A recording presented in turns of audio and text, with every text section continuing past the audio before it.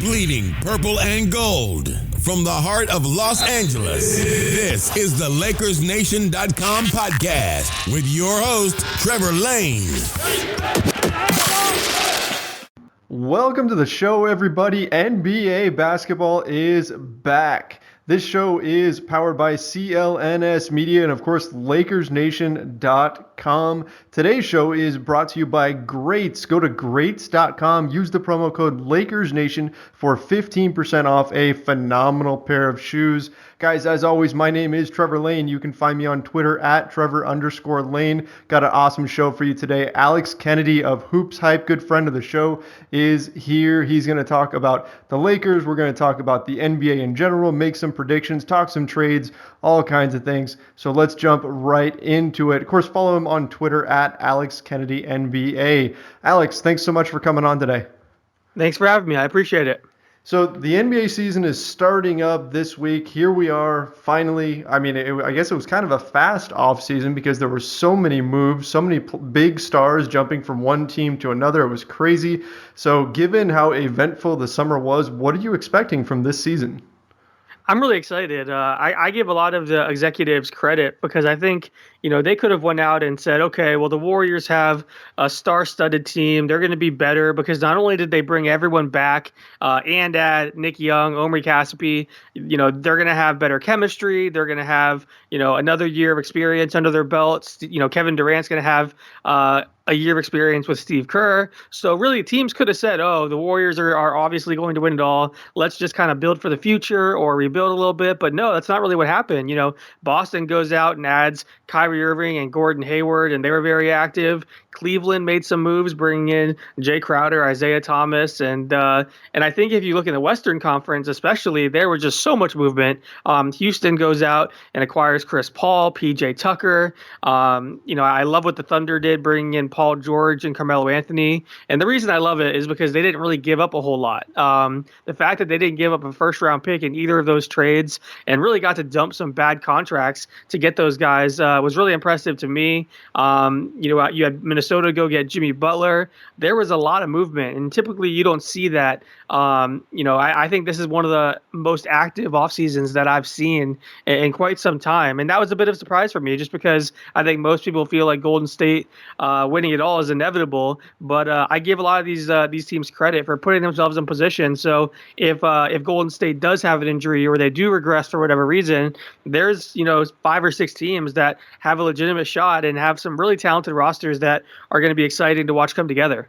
Let's talk about this OKC thing for a minute, because I've been watching this situation and just shaking my head. I know a lot of Lakers fans are as well.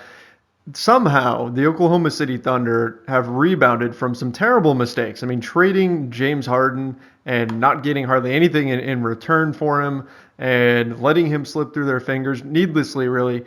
They still manage to field a contending team. They lose Kevin Durant, and then suddenly Paul George and Carmelo Anthony fall into their laps. They give up hardly anything for either one of them. I mean, Victor Oladipo is an okay player, and Sabonis has some merit and everything, but in general, they, like you said, they didn't even have to give up a first-round pick, and they somehow landed these really talented players. Lakers fans are keeping an eye on this situation because, of course, the Lakers want to sign Paul George next summer. What did this do to the chances of the Lakers landing Paul George, in your opinion? Well, I think it really depends on what happens this season. I was very surprised, like you said, that they were able to get both of those guys without giving up a whole lot. You mentioned Oladipo, Sabonis, Cantor. Those aren't really attractive assets. Those aren't, huge pieces that they had to part with. And then they were able to land, 2 star players to put alongside Russell Westbrook.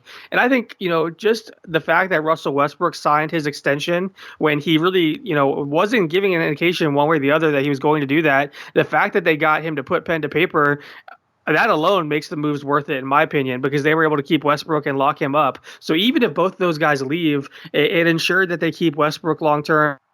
And it's possible that those guys stay. They have said that if this team is able to come together and mesh well and coexist and then maybe go on a deep run in the playoffs, these guys may be looking to stay. It's very possible. I do still think Paul George is going to have his eyes on the Lakers. I think Carmelo Anthony is going to be looking elsewhere as well. These guys are going to do their due diligence. And really, I think it comes down to a few factors.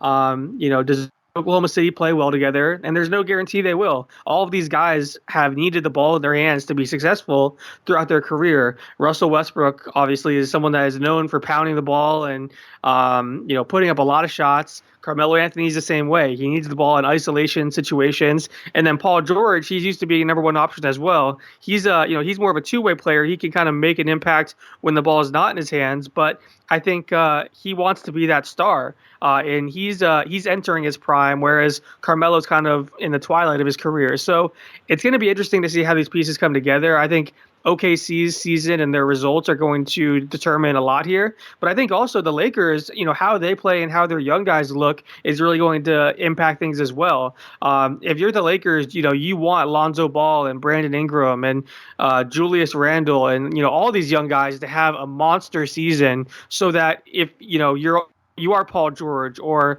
LeBron James, and you're kind of looking at this team from a distance, you see the pieces and you see the plan that's kind of unfolding where you could join them, put them over the top. It kind of reminds me of when LeBron went back to Cleveland from Miami. He was watching that team and saw, okay, Kyrie Irving is a special player. They have young pieces with Andrew Wiggins and, Dion Waiters and Tristan Thompson. I think he understood that they had the option to trade for Kevin Love before he went back and made that move. So I think a lot of players that are going to be free agents this next summer are going to be looking at the Lakers throughout this year. And certainly we all know the Lakers are on national TV a ton. So they're going to get tons of chances to watch these guys play. You want to see Lonzo and Ingram and all the young guys in Los Angeles really look good. I think that's really what the Lakers should be focused on this year, developing those guys, trying to win more games. Obviously, you don't want to be the second worst team in the Western Conference when you're trying to pitch, free agents. And you want to show that, their style of basketball can win games, but also be exciting and fun. That's going to be what's going to attract, the Paul Georges and LeBron Jameses of the world. Yeah, a lot of what the Lakers are trying to do, especially next summer, is going to come down to how well their young core develops, which is what you were just saying. So let's talk about that. What do you think about this Lakers young core? Do they have the right pieces? I know the other night on TV, I think it was before the Houston Rockets and San Antonio Spurs game, or maybe it was between games before the Lakers game came on. We had Kevin McHale was on NBA on TNT, and he was saying, he wasn't too sure about this Lakers young core. He doesn't think they really have the right pieces in place. Doesn't think they have anybody that's really going to pop and become a true star. What's your take on these guys?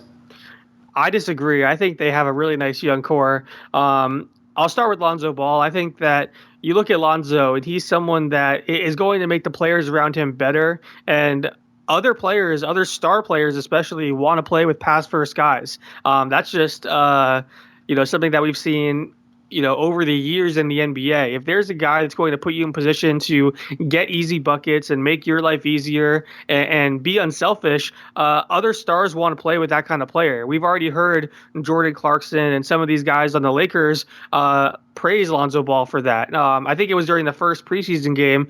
Lonzo went over to Jordan Clarkson and said, Clarkson was hot. He was scoring the ball really well. And Lonzo said, I'm going to keep passing you the ball until you tell me not to. And Jordan was like, man, I love hearing that. Every NBA player wants that kind of point guard that's going to set them up and run the offense well. So I think if you are a star player and you are considered, let's say you're Paul George and you play a season alongside Russell Westbrook where Russ is taking 20 shots and maybe he's not the most efficient player, he needs the ball in his hands. Suddenly playing with a guy like Lonzo, who doesn't really care about scoring the ball, who is more of a traditional point guard, who wants to pass the ball, that's very attractive. And I think a lot of star players look at Lonzo that way. It kind of reminds me of, a guy like Rondo or Kidd, where, if you're a player that's playing alongside him, you're going to get the ball and there's going to be at least a few shots per game that are just easy buckets because of his court vision and his unselfishness. And I look at the other pieces around them, and I think think they've done a pretty good job. Some of these guys may be traded. Again, it kind of comes back to, like what Cleveland did with the Kevin Love trade. Not all of these guys are going to be on the team necessarily, but I think they have potential to be very good or potential to be very interesting trade chips. I like Julius Randle. I think his body transformation this summer has been very interesting. Jordan Clarkson still has potential. I like the pickup of Kentavious Caldwell-Pope. I think obviously he's on a 1-year deal, but I'm curious to see what he can do with this team and, see if he's a long-term answer there because I think he's very underrated as a two-way player. And then, Larry Nance is one of my favorite players in the NBA. I've made that very clear since he entered the league. I love his hustle. I love his unselfishness. He's just so self-aware and humble and knows his role. And I think every team needs a guy like that. And then Kyle Kuzma is apparently the best player on earth based on based on the preseason. That's he's an accurate. MVP. Yeah, he's MVP front runner, so you gotta love that. But no, I mean, in all seriousness, he's been a steal. So you look at those guys, and we haven't even touched on Brandon Ingram yet, who I still believe in. People have kind of been down on Ingram a bit, but you have to remember this is a guy that was drafted because of his potential. Everyone's looking at guys like Kuzma and Larry Nance Jr. and what those guys have been able to do. But those guys had way more experience in college. They're a bit older. Brandon Ingram was drafted because of his potential, not what he's going to be on day one. So you obviously want to see Ingram have a strong season and take a next step forward and show some flashes and really, wow some people. But I'm not ready to write him off just yet. I think, he's going to take some time to develop. But I do like this young core. I think there's a lot of pieces to like. And I certainly think there's going to be a number of stars watching this team from afar this year. Yeah, that's going to be it's kind of strange because the focus for this team is already sort of on next summer. At least the fan base is already looking ahead to next summer, even though I think there's plenty of reason to be excited for this NBA season, even though they aren't projected to be a playoff team or anything like that. I think this Lakers team has some good players, has some players that we're going to enjoy watching, and it's going to be a lot of fun. So even if, they may not be able to make a leap until next summer when they can potentially land some free agents, still, there's a lot of reason to watch these guys and follow them. I mean, you went through all of those players, and you got me fired up just listening to hearing you talk about each one of these guys. And so we didn't even mention Brook Lopez yet, and he Right. just might be the best player on the team, right? I think he actually is the best player on the team. He's a bit older, obviously, but he's so talented. And you talk to guys that played with him on the Nets, and they just rave about him as a player, as a leader, as a person. Everyone loved him. I had Trevor Booker on our podcast earlier this summer, and he was just heartbroken that Brook is off the team now because really he was so important to that squad. I think he's someone that even if the team is losing and going through a rough patch, he makes sure that everyone in the locker room is staying positive and staying optimistic and working hard and fighting in every single game. And that's the kind of guy that you want. That's the kind of veteran leader you want. And he is probably the most talented player on this team just because he's in his prime, whereas a lot of these guys are younger. And I think, with his game, it's really interesting. He's someone that can score the ball so well in the post.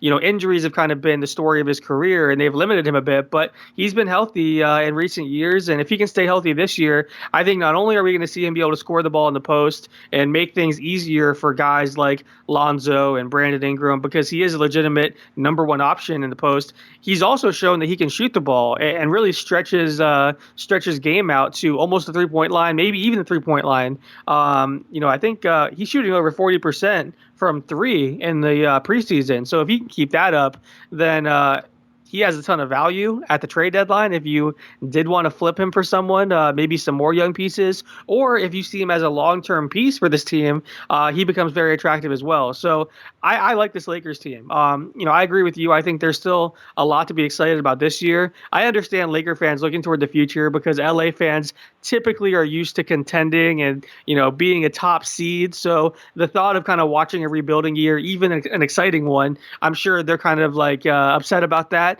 But these kind of years are important whenever you are developing young players and whenever you're trying to attract free agents, because, you have to show growth. You have to show that the pieces are there.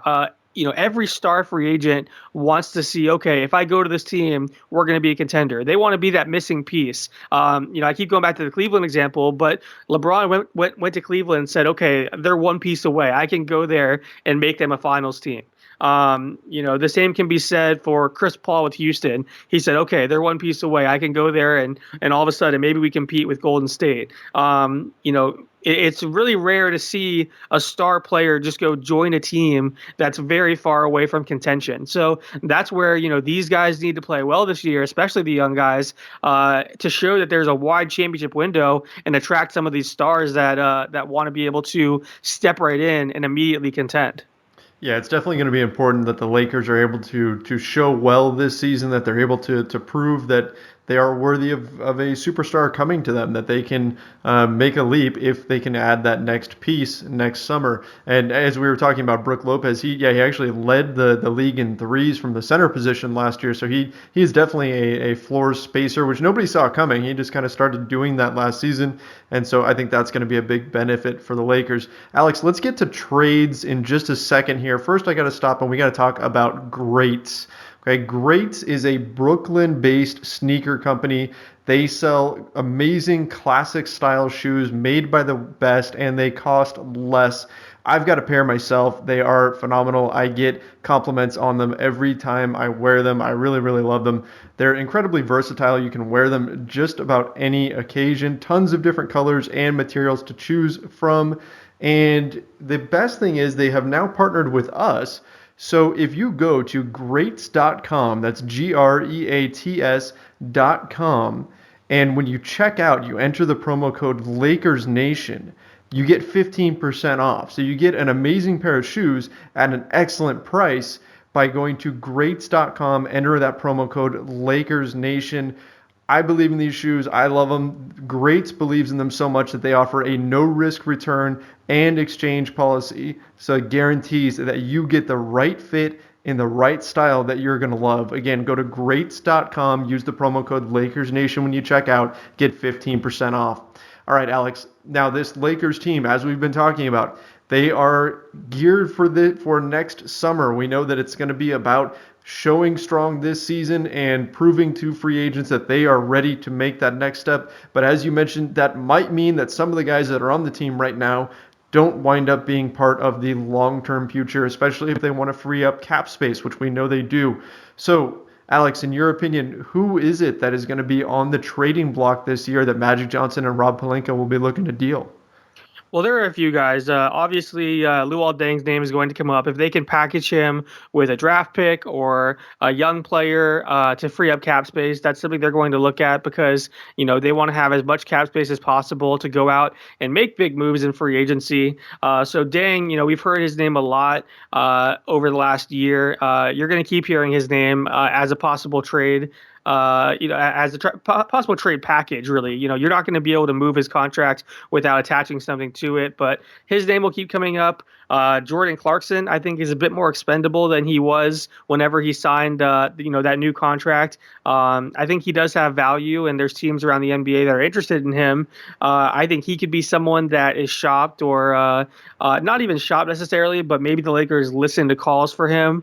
And then I think also with kind of how things have, shaken up in the front court with Kyle Kuzma playing well, Larry Nance Jr. playing really well, Julius Randle still, being in the mix and showing potential. You have a number of guys there that are a bit redundant. And anytime that's the case, those guys are more expendable. So if there's a deal out there for Julius, Larry, or Kyle that would fill another need or allow them to, bring in a nice asset, maybe they do consider trading one of those guys. I think all of those players are talented, and I really like all of those guys. So it would be tough to see the Lakers part with them. But I think that's just the nature of, whenever you have a logjam like that, you have to look at those kind of moves and see what's out there. And then I think some of the veterans on the team are going to be mentioned. Kind of like last year, whenever the team was struggling a little bit, when it became clear that they weren't going to be a playoff team, we saw Lou Williams and Nick Young. Those guys really were mentioned a lot in trade rumors, and Lou got traded, obviously. The same could happen this year. Corey Brewer could be mentioned as a possible trade candidate. Brooke Lopez, Andrew Bogut. I don't think Brooke Lopez gets traded because he does have that big contract. And again, he could be a guy that the Lakers see as part of their long-term future if they want to re-sign him. But if there's an indication he's not going to re-sign, maybe they shop him. But I think Brewer and Bogut especially are two guys to keep an eye on. Every time teams are approaching the playoffs, they're looking for defenders. Andrew Bogut was obviously someone that was highly coveted last year because he's an interior defender, and every contender seemed like looked at him at one point or the other.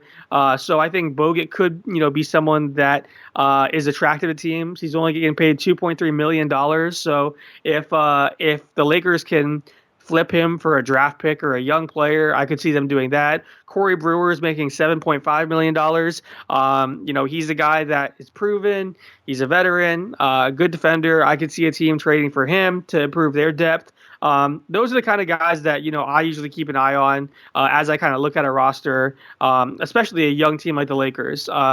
If they're not going to be a playoff team, if they're, winning, around 30, 35 games, something like that, then other teams are going to be circling this roster and looking at those veteran players and seeing who could be available. So, we mentioned the young guys like Clarkson and Randall and Nance. Those guys are obviously going to, draw a lot of interest. I think Magic Johnson called Larry Nance Jr. their X Factor, their secret weapon, and said that, weapon, yep. Yeah, and he said tons of teams are calling about him. So, there's obviously interest there, but I don't think Magic is interested in trading him. But I think the guys like Brewer and Bogut, those guys are more obtainable, and especially, as the trade deadline gets closer, depending on the Lakers' record and kind of where things stand. And then also, I think Kentavious Caldwell-Pope could be interesting. I think they want to, re-sign him. I think they look at him as a potential long-term piece, but if it becomes clear that this was a one-year deal and next summer he's going to go try to get a payday from another team, and it doesn't seem very likely he's going to stay, maybe he's someone they explore trading as well. Yeah, it seems like they've got a lot of options, and I think this is going to be a really interesting season for the Lakers in regards to trade rumors. I mean, it always is because that's just the way things are with the Lakers. But this season in particular, I mean, Magic Johnson and Rob Pelinka have already shown that they are not afraid to pull the trigger on deals. They've been wheeling and dealing since they came on board. I mean, Magic Johnson, within a few days of taking over, he already had traded Lou Williams, so we know that they're willing to make moves. And it seems like there are a lot of pieces here that could be traded. Now, you mentioned Kyle Kuzma. Based on the way things are right now, I think Lakers fans would riot if the Lakers traded Kyle Kuzma. But he's a piece that maybe does make some of these other guys expendable, including Julius Randle, who has a expiring contract. His deal runs out at the end of this year. He can be a restricted free agent next summer, but it's yet to be seen if he is a guy in the Lakers' long-term plans. The fact that his contract does run out, though, could actually hamper his value a little bit, could make him a little bit less valuable to other teams, but we'll see. The Lakers have a lot of options here. Now, one name that was considered off limits over the summer was Brandon Ingram. And we've been seeing a lot, at least I've been noticing this quite a bit online. Fans have been getting kind of upset with Ingram with his performance in preseason. He hasn't been shooting the ball particularly well. He finished things off with a pretty nice performance against the Clippers, but overall people have been a little bit underwhelmed by Brandon Ingram, and there's been some questions thrown out about whether or not he should truly be untouchable. Alex, in your opinion, was that the right move to make him untouchable, and should he continue to have that status throughout the season because he's going to get better, or should the Lakers maybe listen to some offers for him? I'm not a big fan of making anyone untouchable. I think you should always listen to offers if teams are calling, but I don't think they should overreact and trade him just to trade him or, start actively shopping him. Again, I think Brandon Ingram, it's important to remember that this guy just turned 20 years old last month. You look at Kuzma, he's 22 years old. Larry Nance Jr. is 24 years old. Guys like, the other young guys in this team are a bit older. Ingram was drafted because of his potential. He, when they drafted him, they knew he was a skinny kid that, showed glimpses of what he could do, but they knew it was going to take time to get him, to bulk up, to get him, playing at that high level that we know he's capable of. Right now he's still very raw, but I think when he was drafted, he was kind of looked at as a project. So I'm not surprised that, he struggled a bit during the preseason. I really don't think they should overreact and start talking about trading him. I think you have to be patient with a guy like that. And that's tough to do, but that's where the Lakers, they're in a good position to be patient with the guy. It's not like they're trying to compete for a championship this year and need Brandon Ingram to step up and lead them. They have time to give this guy a ton of reps, a ton of shots, a ton of minutes, and let him grow. The best way for a young project like that to get better is to play a lot and gain experience. And I think putting guys like Lonzo Ball and Caldwell Pope alongside him and Brook Lopez as well, that's only going to help him. So I'm not ready to overreact and say Brandon Ingram, should be traded or anything like that. I'm not a big fan of the untouchable label. Like I said, I think every player could be traded if the right deal presents itself. I've had GMs tell me, oh yeah, that guy's untouchable. And then literally, a week and a half later, they traded the guy. And it's because they didn't see that offer coming. And, I've confronted a GM about that. And they said, yeah, well, we thought he was untouchable, but then this team called and made this offer. And we had no idea that he had that much value. So we had to do it. So even when GMs or, owners throw out the word untouchable, usually it's relative, it's relatively speaking. It's what they think they could get. If tomorrow the Lakers got a call and Kevin Durant was available, then obviously no one's untouchable on their team. Obviously that's an extreme example, but you see what I'm saying. So I think the untouchable word gets thrown around a little bit too much, but I'm not worried about Ingram. I would hold on to him. I think just with his game and his style of play and his body and his potential, he is still very unique. There's a reason he went so high in the draft. There's a reason that other teams are calling about him. If he was this bust that no one wanted, other teams wouldn't be calling and making significant offers for him. So I would hold on to him and see what he can become. A few years from now, if he's still struggling, then yeah, we're going to talk about this being a mistake, and you're going to look at some of the different trades they could have had or could have made involving Ingram, kind of like the J.J. Hickson Cleveland scenario where everyone kind of goes back and, they talked about J.J. Hickson being untouchable and, right, them not wanting to trade him. And you kind of look back at who they could have had. But I don't see this playing out that way. I think Ingram will eventually develop into a very talented player. And I think it's unfair to compare him to some of these other rookies or second-year players that are much older and NBA ready, because that's not who he was when they drafted him. That's not who they expected to get. So I would just keep being patient and then, let him develop, give him time.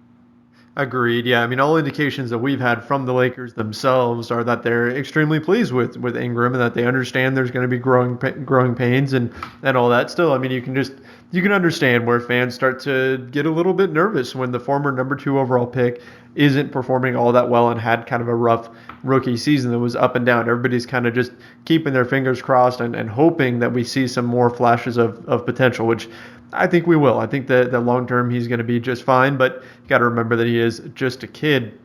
Now, there's a lot going on in the NBA right now. There's so many different things happening. I'm excited about this season, and not just because of the Lakers, but just because of everything that's going on around the league. You've got all this drama everywhere. You've got Kyrie versus LeBron and Isaiah Thomas being upset with Cleveland. You've got Joel Embiid and Hassan Whiteside having a Twitter war. I mean, there's so many different things happening here. It's almost impossible to do, but let's try to make some predictions about what's going to happen this season. So I guess let's start with, I don't know, in most seasons I would say this is kind of the easy one, but this year I think it's really difficult. Let's talk about the MVP.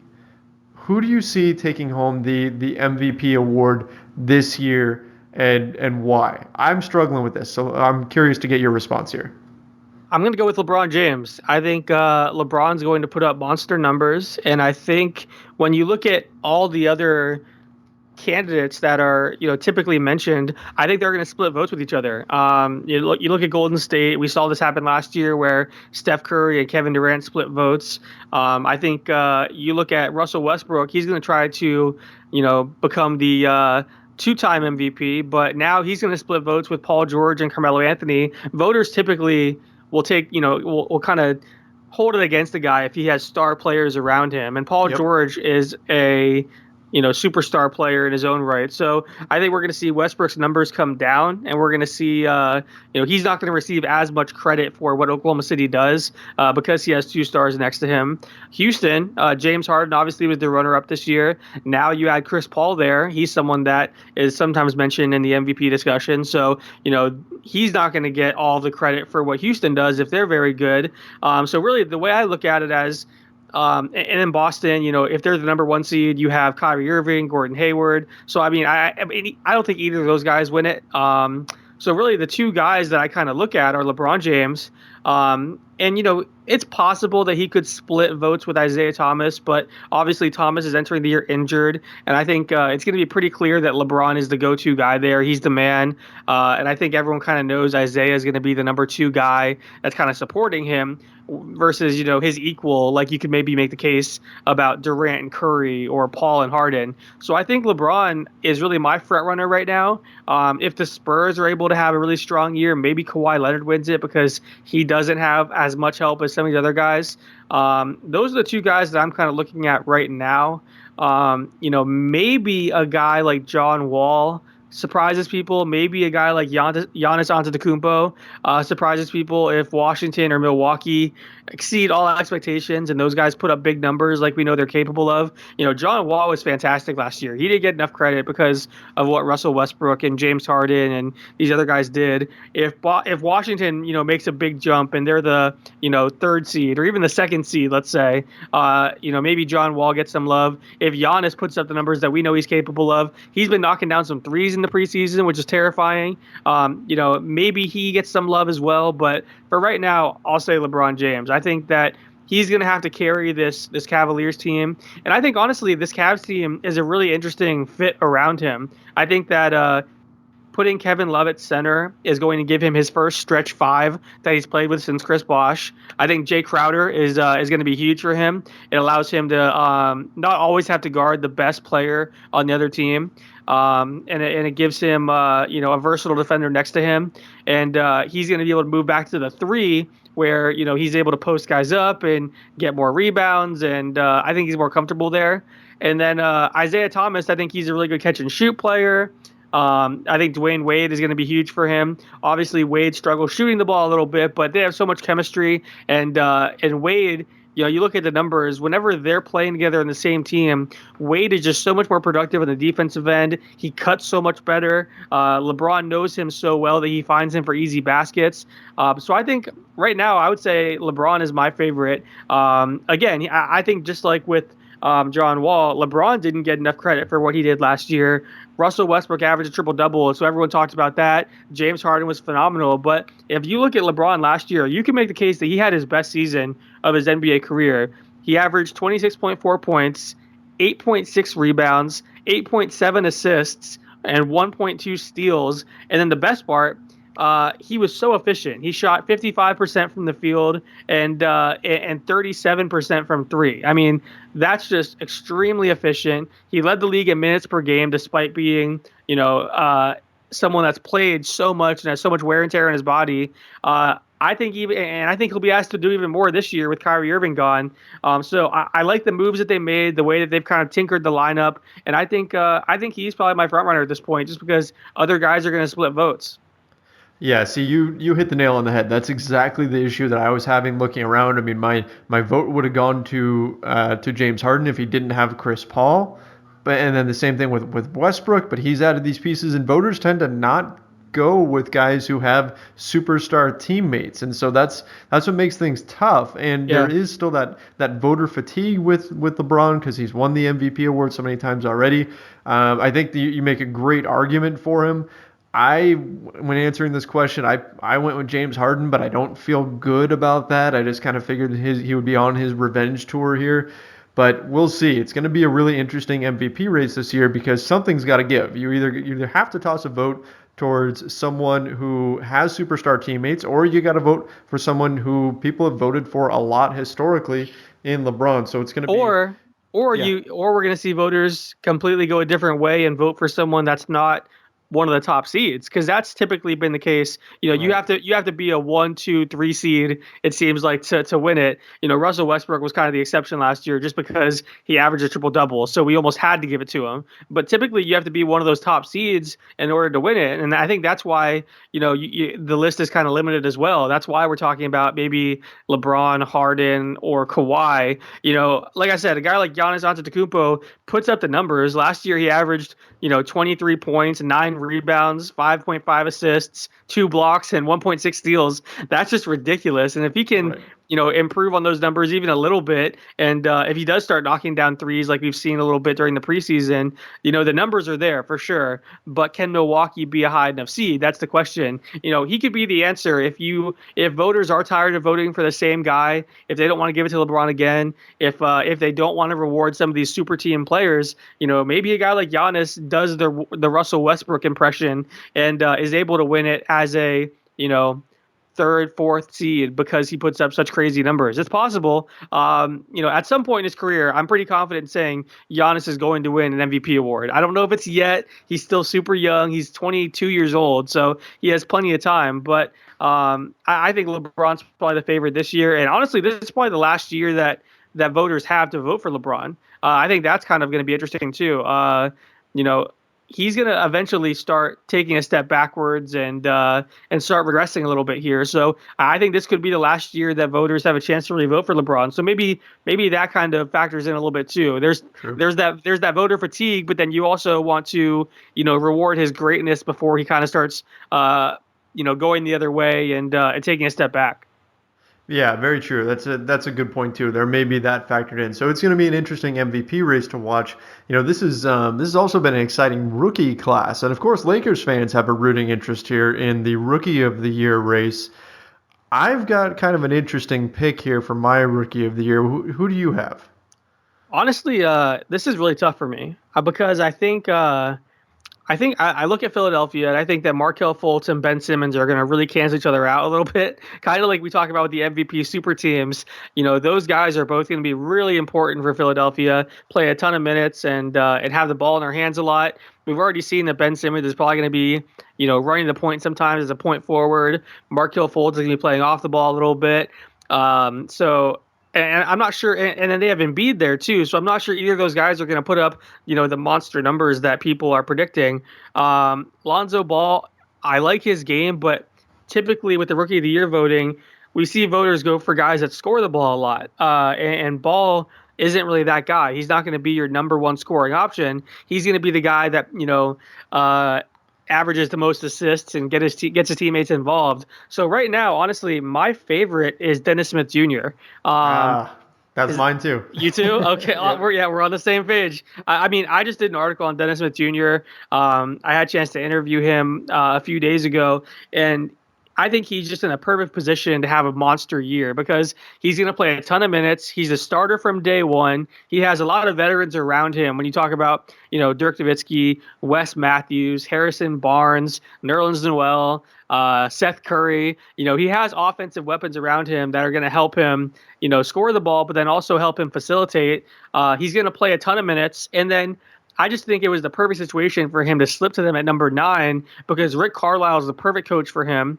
You have 2 point guards on the coaching staff in Darrell Armstrong and God Shamgod, who are going to really help him take his game to the next level. Part of my article was about how God Shamgod actually started training Dennis Smith Jr. when he was in 10th grade. So Shamgod has known Dennis Smith Jr. for 5 years now, and they've worked together. And then it just so happens they reunited in Dallas. Shamgod was hired by Dallas prior to last season. So the fact that they reunited was a complete coincidence, but that's going to really help Dennis as well. So between the coaching staff they have there, the veteran players they have there, the veteran point guards that are going to be behind him, I think J.J. Barea and Devin Harris can teach him a lot. And then the fact that there's just going to be so many minutes and so many touches in the fact that he's a scorer, so he's going to put up crazy numbers that are going to really wow the voters. I think he's probably the guy. There's going to be competition, obviously, from the guys in Philly, from Lonzo, maybe Jason Tatum. I'm sure Laker fans don't want to hear that, but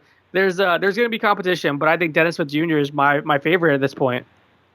100% agree with everything you said there. It feels like a little bit blasphemous to say that Dennis Smith Jr. is going to win Rookie of the Year when the Lakers have Lonzo Ball, but I mean there's a lot to like about him, and that's not saying Lonzo's going to have a bad year. I think he's going to be good, but I think because of all the factors that you mentioned, that Dennis Smith Jr. could wind up stealing the show. I've been really impressed with what I've seen from him in preseason. I think he's got a chance to put up some really big numbers. He's a guy I'm targeting in fantasy drafts, so hopefully nobody playing against me is listening. But yeah, Dennis Smith Jr. would be my pick as well. If I said yeah. De'Aaron Fox, would I be kicked off the podcast for good? Is that how that works? Laker fans do not like De'Aaron Fox, do they? Laker fans, you know what? I think Lakers fans are okay with De'Aaron Fox. I think Lakers fans don't like all the comments about Lonzo trying to duck De'Aaron Fox. Right. Because they didn't play each other in summer league, and then when they were supposed to play in preseason, Lonzo had sprained his ankle, which obviously he did intentionally in order to duck playing De'Aaron Fox, right? Yeah, I mean, I think the Vegas one, I think that was him just taking a rest. The ankle injury was unfortunate, but I hope that becomes a really cool rivalry. I think the NBA could use more rivalries. I love the Hassan Whiteside, Joel Embiid rivalry from last night, and then it, spills over to social media. We kind of saw that with Lonzo and De'Aaron during Summer League, where De'Aaron was tweeting some stuff out. And then, just this previous time, I think it was DeMarcus Cousins was commenting on it, saying that Lonzo was ducking him. I think the more rivalries and the more petty subtweeting we have, the better. That's what the NBA is all about, right? Well, hey, Russell Westbrook is the MVP, and I don't think it gets any more petty than him re-signing with the Oklahoma City Thunder on Kevin Durant's birthday. So if he's leading the way as the face of the NBA right now, that's just all kinds of awesome. I love it. I cannot wait to see Fox and Ball, by the way. I think that's going to be a lot of fun. People are overreacting to one college game, so I don't think that Fox is by far the better player. I don't think he's going to destroy him. I'm looking forward to seeing them play, though, because I think both those, both sides want to have a big game, and they both have that game circled. Hopefully Lonzo is able to play in the regular season matchup. That's all I'll say. Okay, so I wasn't planning on talking about this, but there's all kinds of drama in the NBA right now, right? I mean, we were just talking about some of it, and of course we still have. I mean, like opening night, we get the Celtics and the Cavs. Like, I mean, that's awesome. We get LeBron against Kyrie and all that stuff going on, right? But the NBA All-Star Game has changed, right? They've changed the way that they pick teams. Now there's going to be team captains, and they're going to be selecting teams. And I've heard from a few NBA players that aren't too pleased with this. They think it's going to be manufacturing more drama, that, if a guy gets picked last, then he's going to be pissed off that somebody didn't pick him, and there's going to be creating all this tension between the players. I don't know how you feel about it. I love it. I hope they televise this thing, and I hope that they show each of the team captains making all of their picks, because I want to see, like, if LeBron is the captain, will he pick Kyrie on his team, or will he just refuse to, or what happens if, like, say Miles Turner makes the team and then he ends up being the last pick or something, and then does he just go out and have like an angry all-star game just to show everybody up? I think it's great. What do you think? Yeah, I really hope it's televised. I'm not sure if it will be, because whenever the NBA announced it, they had it was a joint statement from the NBA and the union. And I feel like the NBA would want this televised because the ratings would be amazing. If you're an NBA fan, who wouldn't be tuned in for that hour or whatever it is to watch this draft? But if you're the union, I could see where they would say, okay, this is going to be awkward for certain players. And I could see the union not wanting it televised. Chris Paul is the president of the union. LeBron James is the vice president. Both of those guys are free agents next summer. So they have to kind of be wondering, do I really want that out there? And be on that national stage. And really, I'm kind of curious to see how they do it too, because, I know how it's going to work, where you have the top Eastern Conference vote getter and the Western Conference vote getter choosing their teams. But there's also been some talk that basically the top player would choose their first teammate, and then they would kind of hand the baton over, and then that second player would choose the next player. So that's a possibility as well. So we may not get, let's say LeBron is the number one vote getter for the Eastern Conference. We may not get LeBron voting for, picking his entire team. We may have him make one pick, and then each guy gets to choose the next selection. So I'm curious how they do it, but I do hope it's televised. I think it would be fascinating television. Not only would you have, the You know, the issues of guys that used to play together may not get along. Not only would you have that factored in, and the guys that get picked last that want to now, go out and have a big All-Star game. I think it's also going to be a way for people to kind of read the tea leaves. People are going to really speculate. Let's say LeBron does do the entire draft and he assembles his own team. People are going to say, oh, does he want to play with that guy? Does he want to go join up with them in free agency? It leads to so many different storylines like that. So I think it's really interesting. I think All-Star Weekend's always so interesting anyway, because a lot of fans, maybe now in recent years fans have realized this, but so much recruiting takes place during All-Star Weekend behind the scenes. Guys are going out together to dinner, guys are going to parties, there's always different events. They like playing together for the first time in some cases. So, I think that you already have so much recruiting during All-Star Weekend. If you add the draft element and you televise it, that's only going to, make things even bigger. And it's going to lead to more speculation. So I'm with you. I hope it's televised. I don't know if it will be. I'm hoping that the NBA offers some clarity on that pretty soon here because I know that question's been asked a lot. But we shall see. And then hopefully we do get some awkward picks where, Russell Westbrook and Kevin Durant have to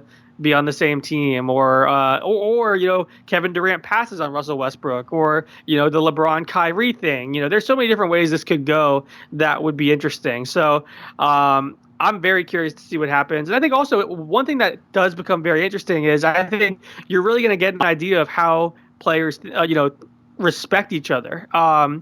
Yeah. I think it's always interesting to me when I talk to NBA players and how they perceive their peers versus how fans perceive them. You talk about a guy like Damian Lillard, for example, who hasn't even been voted as an All-Star in recent years. But last year, when you looked at the player vote, I want to say among the guards, he had the third most votes of all Western Conference guards. Like, players that go against him say this guy is definitely an All-Star. So I think that there's going to be some surprises in a draft as well, where you may think, oh, this guy's going to go a little bit later, but players know who can score the ball, who can thrive in that kind of setting as a one-on-one scorer, and it's going to be really interesting to see how players view each other as well. Absolutely. I mean, what the NBA, even at the risk of creating more drama, in my mind, the NBA has become a little bit too friendly anyway. Like, let's keep some of these rivalries going. I love it. I love seeing all these guys going back and forth at each other. Well, Alex, let's wrap things up here. Let's finish off with this. Let's predict the Western Conference and Eastern Conference finalists, so two teams who are going to make it to the finals from each, and then who ultimately becomes the NBA champion. Golden State Warriors, but who ends up becoming the NBA champion? What do you think? My NBA finals are the Phoenix Suns and the Chicago Bulls. No, I'm just kidding. We should put a bet down on that then right now. No, I mean, I think it's going to be Warriors Cavs again. I hate to just do that again and not have a more exciting pick, but the Warriors, I just don't see a way that they lose in the playoffs before the NBA Finals. And honestly, even in the NBA Finals, I have Golden State winning it all. Not only do you have this entire core coming back because they re-signed Curry, Durant, Iguodala, Livingston, you went out and added Nick Young and Omri Caspi. They're going to have more experience under their belt. I don't think people realize how hard it is to add a focal point like Kevin Durant to a team and then do that well in year one. Usually it takes a long time for a team to adjust. We saw in Miami, they lost that first year when they had LeBron James and Dwayne Wade and Chris Bosh. But, last year, Kevin Durant was learning how to play in Steve Kerr's system on the fly. He was trying not to step on Steph Curry's toes and vice versa. These guys were kind of figuring out how to coexist. Now, they have a year of experience together. They're going to be more confident. I think they have actually less pressure. I think last year the pressure was really on to go win the championship after losing to Cleveland. Durant had more pressure on him because if things went badly, everyone was going to point the finger at him and blame him and say, you ruined this. This team was already so good. You screwed it up. So now that they won a championship, they're just looking to add to their trophy case. So I think there's less pressure, more chemistry. I think these guys every year are going to get better playing in Steve Kerr's system just because, they're going to be more comfortable, especially the guys like Durant that are newer. And then the fact that you have, guys like Nick Young and Caspi and Jordan Bell, they got better. And that's crazy to say, but I think they're going to be a much better team. And then I have Cleveland coming out of the Eastern Conference still. I like this Boston team a lot, but I think that they're a team that's going to be at their best 2-3 years from now. I think what they're trying to do is keep their window open so that they're kind of on the way up whenever Golden State is on the way down. Gordon Hayward and Kyrie Irving were amazing pickups, but they still rely on a lot of young talent over there. And it's just really hard to bet against LeBron James in the Eastern Conference playoffs. I think in a 7-game series, LeBron's going to take over. I think by then Isaiah Thomas will be healthy, and I think he's going to have a huge impact in the playoffs for Cleveland, and he's going to be trying to play for a big contract, so I think he's going to do really well. And again, I like the move they made with Jay Crowder at power forward and Kevin Love at center. And then the Dwayne Wade pickup was really good too. So I have Cleveland Golden State again, and I have Golden State winning. I'll say 6 games. I think maybe it goes a little bit further than last year. I hope it does because that makes things more entertaining. But yeah, those are my picks right now. I could see Boston potentially coming out of the East, but I can't see anyone other than the Warriors coming out of the Western Conference. As much as I like Houston and as interesting as Oklahoma City is going to be, Golden State is just too good. Yeah, I think that Houston probably ends up in the Western Conference Finals with the Warriors, but ultimately, even though I like the way Houston's constructed and everything, I don't think that they can really push the Warriors. And then coming out of the East, I could see Boston, especially if Kyrie really picks it up. I mean, he's showed some pretty impressive things so far in preseason, so if he really gets going, Boston could give the Cavs a run for their money, especially if Cleveland's starting to slow down a bit. But you know what? I still think at the end of the day, you're right, you can't pick against LeBron, so if we do see Warriors and Cavs yet again in the finals, it does probably end up going Warriors once again, and then of course we enter the summer of LeBron, and we'll see what happens from there. Well, Alex, I think we've covered a ton here. I want to thank you for coming on and giving us your time. Really appreciate it, man. Yeah, thank you so much for having me. I'm excited to watch this Lakers team this year. I think there's a lot of interesting storylines and interesting players. So I'll be keeping my eye on them. And thanks for having me anytime. Before we get out of here, did you have anything that you have coming up that you wanted to mention? We have the Hoop Site podcast. Make sure you go follow that. We have a lot of players come on and break things down and kind of discuss things on and off the court. I actually have a Brandon Ingram interview coming up. I'll be interviewing him here in the next few weeks, talking about his offseason. He put in a ton of work during the offseason, and he's expecting a big year. So I'll be talking to Brandon Ingram, and that's going to run on Hoop Site. And then we actually recently, USA Today Sports Media Group launched a number of different websites, NBA Wire websites. So far, we have WarriorsWire.com, RocketsWire.com, CelticsWire.com, ThunderWire.com, and then actually we have 2 player-centric sites, LeBron Wire, and then Laker fans will like this, we have LonzoWire.com. And what that is basically a website that is focused on covering Lonzo Ball on and off the court.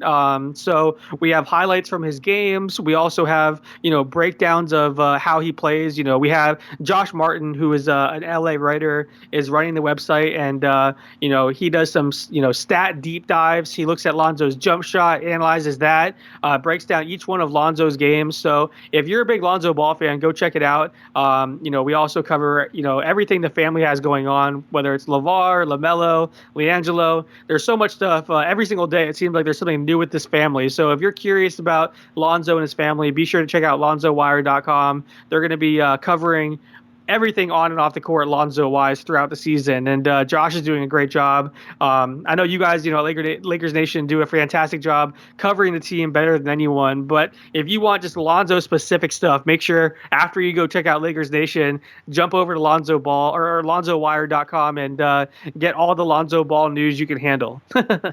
All right. Well, hey, thanks, Alex. We'll definitely make sure to do that. Once again, I appreciate you coming on, and we'll have to check in with you again a little bit later on in this season and see how our predictions are looking. Sounds good. Thanks a lot, man. Take care.